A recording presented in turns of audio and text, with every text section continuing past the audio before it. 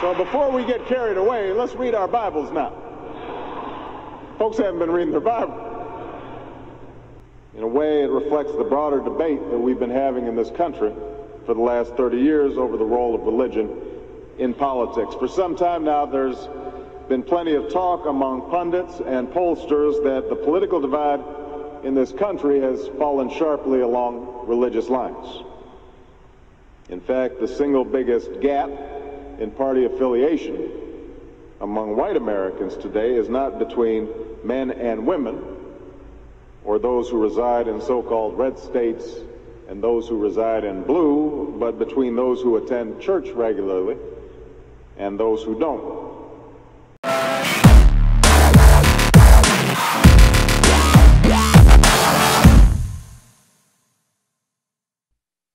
Well, we had Matt Drudge about a month ago in studio, only does an interview every 3-4 years, and I thought that got me excited.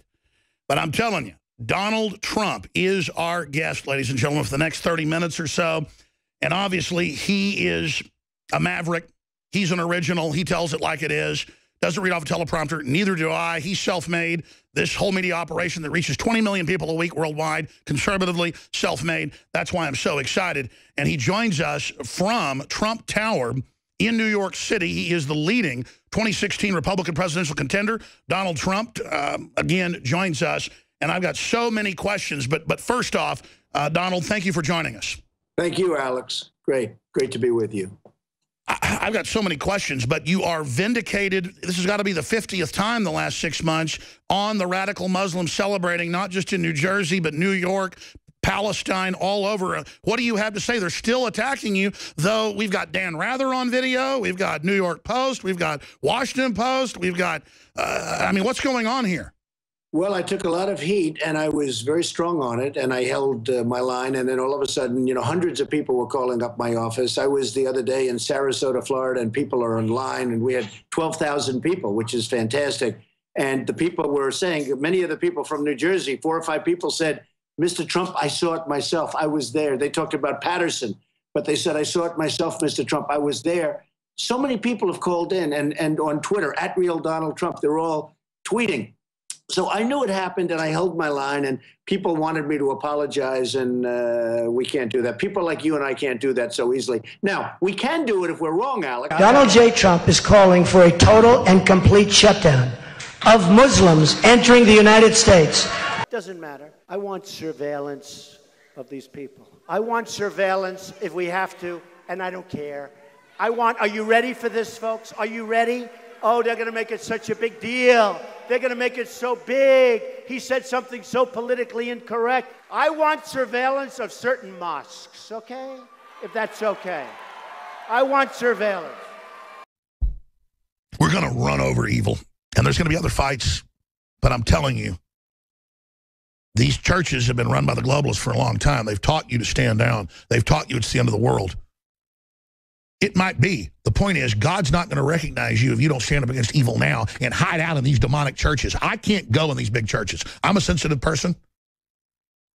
And I got the willies everybody does in the Roman Colosseum. I got the willies in the Vatican.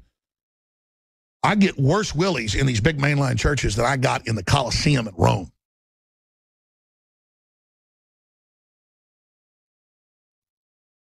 That's because most of these big preachers you see are globalist agents, and they hold a satanic office. It's one thing to be evil, but when you pose as a man of Christ and you aren't, it's the most demonic thing there is. Donald Trump never claims to be perfect, never claims. Are you Christian? He's like, yes, I like God. But it's private with him.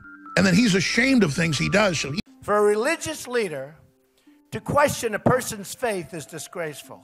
If and when the Vatican is attacked by ISIS, which, as everyone knows, is ISIS's ultimate trophy, I can promise you that the Pope would have only wished and prayed that Donald Trump would have been president. The Pope is being told that Donald Trump is not a nice person, okay? Donald Trump is a very nice person, and I'm a very good Christian. The Pope said something to the effect that maybe Donald Trump isn't Christian, okay? And he's questioning my faith. I was very surprised to see it, but I am a Christian. I'm proud of it. I'm proud to be a Christian, and as president, I will not allow Christianity to be consistently attacked and weakened. No leader, especially a religious leader, should have the right to question another man's religion or faith. Alex on the phone, or you say to your friends, you know, why doesn't my preacher take a stand? Why won't he talk about this? Why doesn't he get involved in this? This is why. This is why. The 501c3 tax-exempt status, by the way, our Liberty Fellowship here in Montana is not a 501c3 fellowship. By the way, didn't exist until the 50s. Congress shall make no law respecting an establishment of religion or prohibiting the free exercise thereof or the freedom of the press, on and on. First Amendment, they said, oh, you can still be a church that's tax exempt outside of law because we can't put a law on you. We have no jurisdiction, back to what you were talking about earlier. Or you can be a charitable organization. And the big denominations ordered all their churches to file under it. And now the charitable organization has no free speech.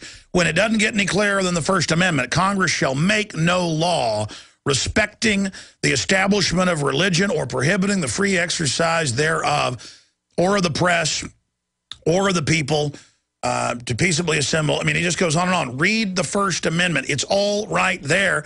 And now I've had friends come to me from their Baptist churches, their Catholic churches, you name it. Mormons have sent me the letters where just across the board, they are told, do not even talk about politics or your views, even at church or at any church function. I mean, they're even telling now their flocks don't have free speech. I mean, these are like Soviet cults. Yeah, the fear of losing their tax-exempt status is what's causing that. And Romans chapter 13, in the erroneous interpretation of that passage, is giving them the spiritual justification for it. That's the double tandem that is destroying America. If we could get the churches and the preachers to stand up for the biblical principles of liberty. These are not churches. These are spy centers. These are areas for men to be taught to be weaklings and to take their Prozac. And to do business deals, and for people to basically cheat on their husbands and wives. And that's my experience in big mega churches in Dallas, and I grew up around some of the preachers. Believe me, it's not a pretty sight. But obviously, if the preachers aren't really preaching what's in the Bible and don't know that 1776 was started by the real preachers who weren't going to be slaves, and the Black Brigades, as they were called, then, I mean, immediately, if they're not talking about freedom and standing up against tyranny, and being the light of the world, you know you're in a wicked church. But number one is Trump addressed 501c3, the tax-exempt status that churches have to adhere to, which violates their First Amendment. Donald Trump said he would like to see the First Amendment restored in this country's churches. I probably had 50 of the ministers and pastors, different folks, came up to my office.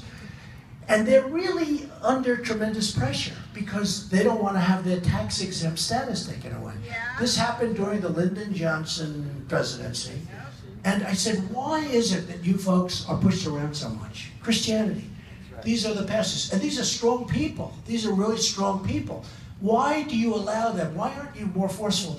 And finally somebody said, well, we have to be a little careful of our tax-exempt status. I said, when did that happen, actually? It was during the Johnson. Well, we're going to try getting rid of that, okay? Because that's really terrible. We're going to try getting rid of it. And I've said that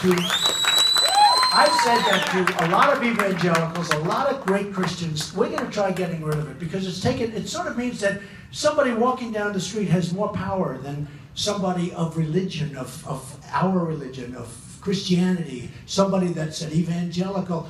You take anybody, they have more power because these people are powerless. They've actually taken their right of free speech away. That's right. So I said, we're going to try and get rid of that, and I think we'll be very, very successful. You know, it's interesting. I said, how many Christians are there? Because, you know, we got men, we got women. You cut it in half, we actually have a few more women, but we have far more Christians than we have men or women. So in a way, it's the most powerful lobby. It's the biggest group of people. But because they don't want to lose their tax exemption. I said, then you really have, although these people love me so much, they don't care. I mean, they're at a point where they just want to have this happen. But, you know, it really is it's a very serious problem because they're so afraid to talk. I'm saying, you know, if you think about it, you have the most powerful lobby of the biggest lobby in the United States. Bigger than women, bigger than men, right? Because like 250 million Christians, okay? So that's more than we have in women, more than we have in men. But they're afraid to talk because if they talk, tax exemption is going to be taken away, which would be devastating. They have to close up their church. I mean, it would be devastating, right? So they're afraid. Now, some do it anyway, and all the ones with me do it. They don't. I mean, they're at a point where they don't care. But we're going to get rid of that. I don't know. That was put in to knock down. Yeah, and I don't think anybody. I'll bet you nobody has even brought that up. But I see it because that's what I do. I see things as a big... all these other categories, these other 29 categories, they have freedom of speech, no speech restriction on them at all. Only one category, 501c3, under which all churches fall. That's the only one of all the not-for-profit corporations that has speech restrictions placed upon it. And we think that violates the Constitution, First Amendment.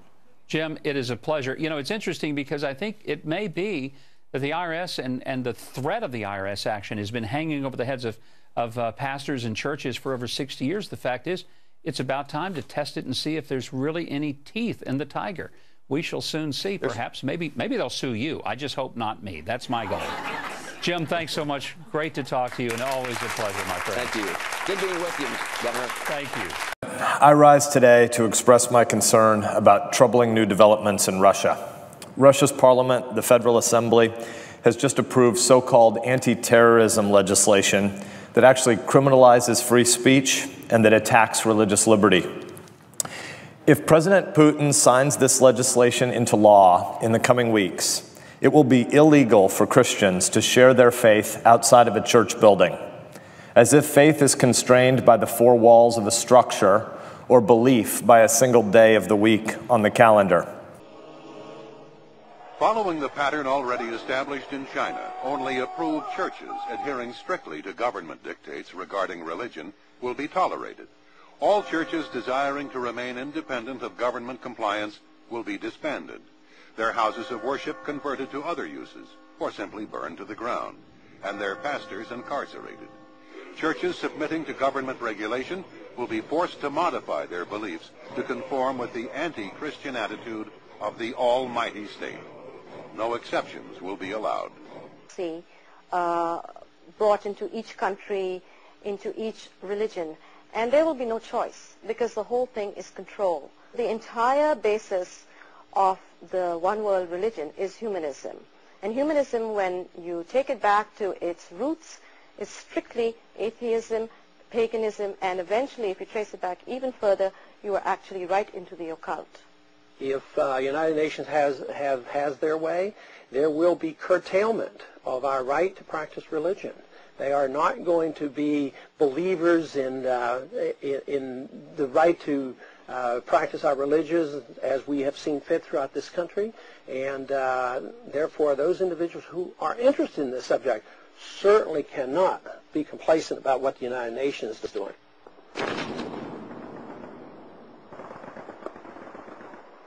It is certain that these new UN rules governing the American people won't come without resistance, but by then resistance will be futile. Citizens who attempt to defend whatever freedoms they have remaining will join the victims of the inevitable brutality and bloodbath carried out by a tyrannical UN dictatorship.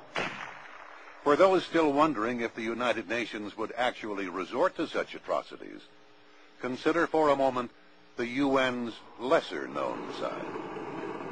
The United Nations organization was originally created by a small but powerful group of subversives as a future seat of a one-world government, camouflaged as the world's last hope for peace. And concealed by a barrage of self-generated propaganda, the UN has been responsible for some of the most controversial and violent acts of aggression in history.